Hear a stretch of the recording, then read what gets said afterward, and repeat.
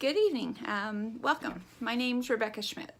First, I have to apologize for not joining you in person. I've had some minor surgery that's taken me out of commission this week. So I'm joining you via video. It also gives me the unique opportunity to goof up my speech and fix it before I send it to you.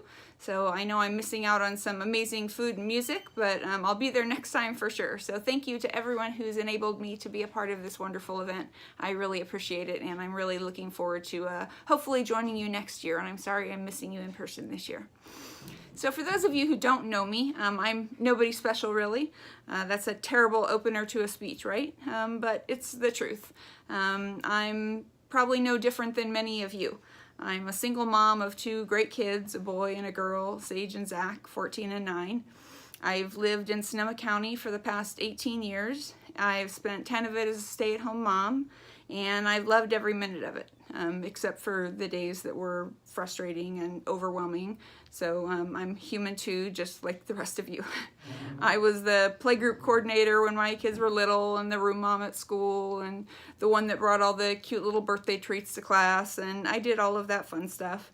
Much of my identity was wrapped up in being a mom to my kids, and it probably still is to some degree. My kids both excelled at school and had all of the usual extracurricular activities and a lot of friends. They were great kids, and I counted myself as lucky, and often, I guess, uniquely lucky that I really liked my kids and enjoyed them as people. And as Sage grew older, we became friends, and they began to share my sense of humor, and I felt really privileged that they were... I enjoyed them as a person, not just as my child, and I was proud to watch their moral compass develop and see them develop opinions of their own and start to challenge norms that didn't make sense to them. And I told them that it didn't matter to me what they believed as long as they could tell me why they believed it. I was happy that they were forming their own views of the world, and I just wanted to know that as they began to spend more and more time away from me as they got older, that it was their view of the world that they were forming, that they were able to form those views on their own, and that it wasn't things that other people were feeding them, that they were just becoming their own person, and they were, and that made me proud. So what the world saw was a fairly happy, outgoing, intelligent, successful kid, both of my kids. There was, of course, more going on behind the scenes. In middle school, Sage had started struggling with their sexual and gender identity.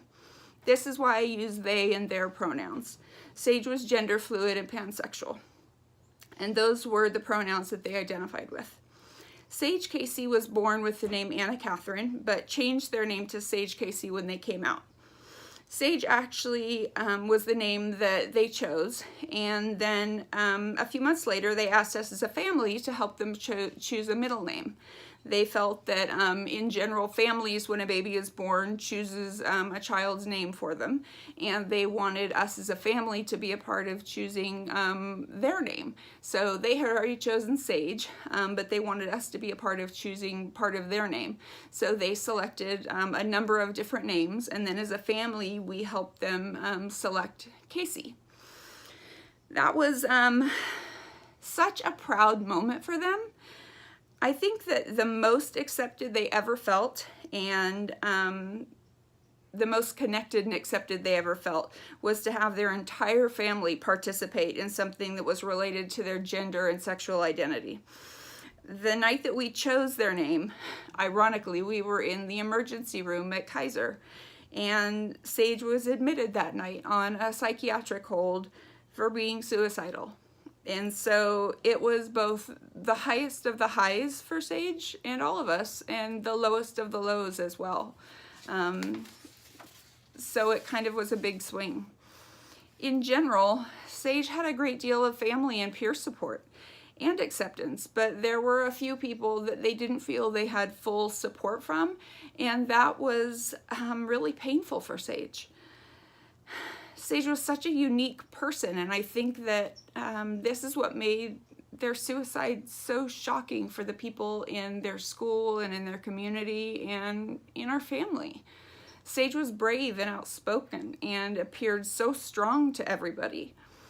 Sage seemed so unafraid, and they spoke up for the underdog, and they stood up for what was right, and they went after their goals and their dreams, even when they were scared.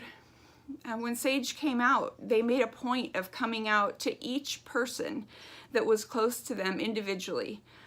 They were terrified each time and a nervous wreck, and sometimes it took them weeks to work up the nerve for it. And I would watch them angst over, is this going to be the day? This is the day I'm going to do it. I'm going to do it today, and then they wouldn't. But eventually for each of those people, they worked up the nerve. And you know, I was guilty sometimes of trying to let them off the hook and saying, you know, well, you don't really have to. You don't have to do it this way for everyone. But they were adamant. It was really important to them that they have that conversation face to face with each of those people that were important in their lives.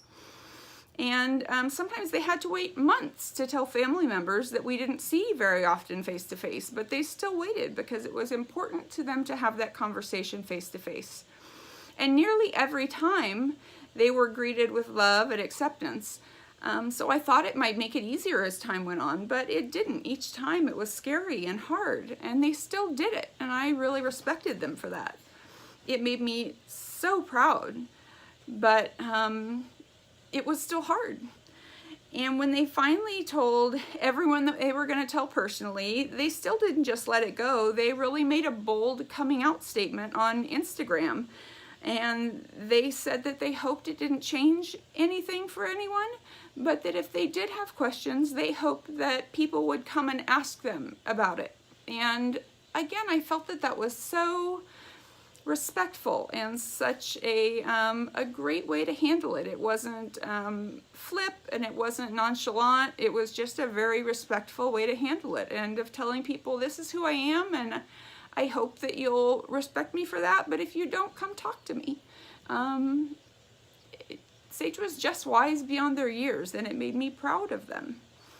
One time at school, Sage's best friend was called a homophobic slur, and it was really upsetting to them both. And mom that I am, my response to it was, did you tell the teacher, or did you talk to the principal? Because I guess that's my gut reaction to it. And Sage said, no, I'm going to take care of it. And my thought was, oh no, what are you going to do? I don't want you to get in trouble. I don't want you to do something wrong, because Sage has never been in trouble in school a day in their life. And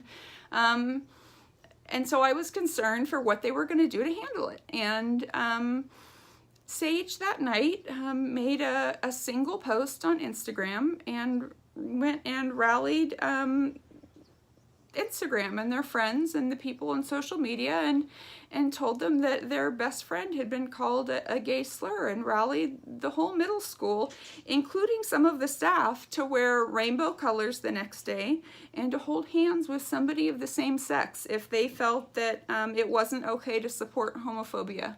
And I got a number of calls by mid-morning the next day saying, wow, you should see the school today. This is amazing, and your kid did this. And it was just this silent, peaceful rainbow protest.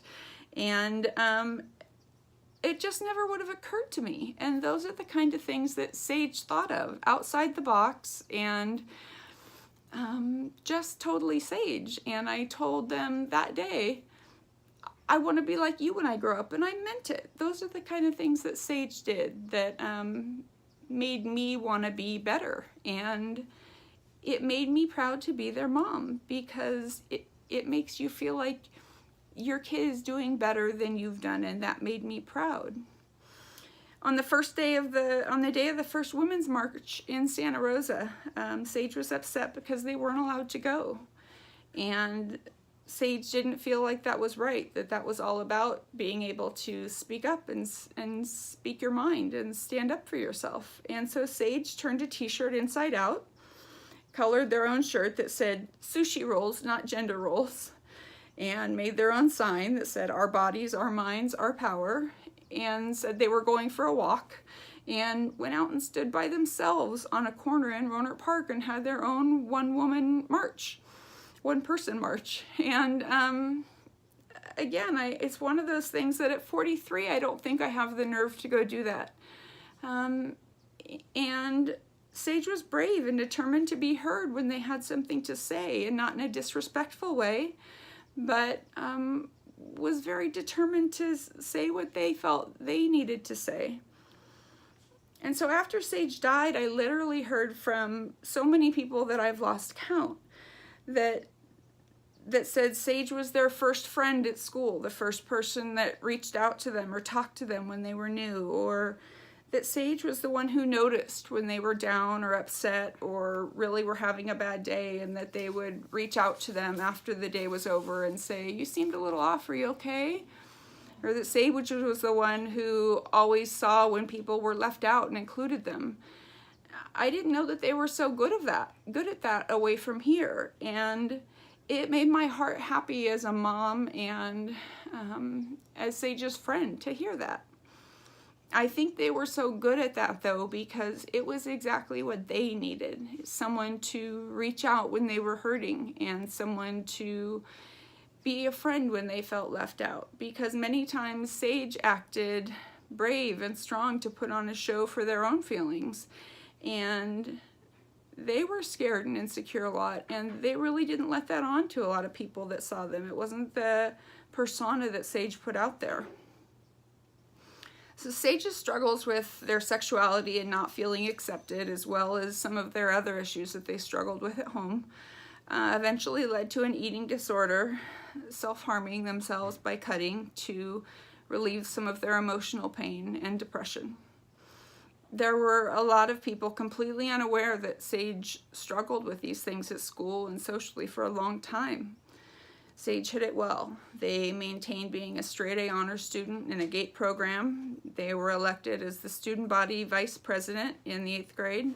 They were a drummer in 3 different bands, including an all-girl jazz band. They played in the Sonoma County Junior Symphony Orchestra. They were selected to the Sonoma County Honor Band 3 consecutive years.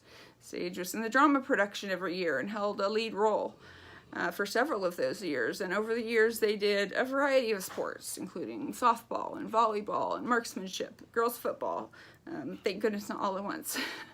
But at home in the last year or so before Sage died, we were doing a constant cycle of therapy and changing our sleeping arrangements so that Sage could be home with me more often, because that was easier for them, and group therapy and family group classes at Kaiser and eating disorder groups and doctor's appointments, and multiple times a week. There was rarely a day we didn't have something to do, and we were doing everything that we could.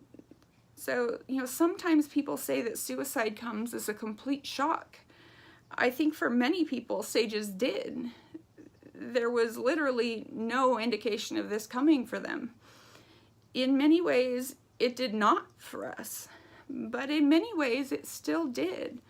Despite the amount of time we had been working so hard to avoid it, we thought things had just been starting to get a little bit better. Then on May 1st, 2017, 18 months ago, at 6:45 in the morning, I got a call from Sage's dad that he couldn't find Sage. I drove to his house, mind racing, and panicked, expecting to find the worst, but hoping that we were all just panicking over nothing. I found Sage. I found them and they were gone. Immediately, the past hours were played through my mind. Our last hug, our last conversation, our last text. None of it made sense. They were fine. But obviously they weren't. And nobody knew Sage better than I did. We were close. But they weren't. I've spent quite a bit of time telling you about Sage because I want you to understand just a little bit about who they were. They were strong, they were intelligent, they were brave, and I'm supposed to feel those things and say those things. Sage is my kid. I'm contractually obligated. But ask anyone else who knows them and they will say the same. Sage was a fighter. They didn't give up on anything. And they didn't give up. They were a victim of a mental health disorder. And it's more common than you think. This is a mental health issue that we need to fight together, and to do that, we have to stop the stigma attached to it that says it looks a certain way or only happens to certain people. I will keep fighting that stigma to honor Sage's memory. So when you see pictures of my kid, that happy, smiling, rainbow-haired child that spoke up for themselves and stood up for their own rights and was independent enough to work through their own gender identity and then share it with people face to face and be proud. When you see pictures of the person that led the school play or played in their own band or was funny and sarcastic and goofy and outgoing, know that this is the face of depression. Depression serious enough that they chose to end their life rather than endure another day of that pain. Despite all attempts to intervene and treat it and support them, I hope that everyone who knew Sage or was touched by Sage during their life or is touched by Sage's story going forward will help me to do that. Keep fighting the stigma of mental illness to honor Sage's memory. The good news is there are a lot of ways. The first of which I'm very proud of, the Sage Casey Foundation. I have some amazing friends, and so does Sage, and they have put together the Sage Casey Foundation. The Sage Casey Foundation is a 501c3 nonprofit in Sage's memory that serves to honor Sage by bringing awareness to suicide prevention and supporting local youth. Their motto is empowering youth to find their truth. Currently, we support a week-long scholarship to 2 students from Sage's middle school, Hillcrest Middle in Sebastopol, each year to Camp Cazadero Performing Arts Camp. This was an amazing place for Sage to feel supported and encouraged, and we hope that it will be a great experience for the kids that they send as well. It was Sage's happy place. Donations can be made to the Sage Casey Foundation on Venmo at Sage Spotting and PayPal, sagespotting@gmail.com. Next, many of Sage's family and friends also participate in 2 events each year as part of Team Sage Casey to honor Sage's memory and promote suicide prevention. One is the Davis Pride Parade in Davis. Sage ran and won their first 10K there. Last year it was an honor to have the parade and festival dedicated to Sage. This year's event will be on May 19th, 2019. The second event that Team Sage Casey participates in is the Out of the Darkness Walk, benefiting the American Foundation for Suicide Prevention in October. We're always the team decked out obnoxiously in rainbows. We're hard to miss, and I'd like to think that we're making Sage proud. Finally, the easiest way that you can help support us and to honor Sage is to just be nice. You really don't know who is suffering at any time or from what, and it's become a cliche, but you never know what battle someone is fighting. So always be kinder than necessary. Kindness is free, and depression has no one look or appearance or class or color or race. We're all just human. We all suffer. We could all use a friendly gesture now and then. So just be nice. It's that easy.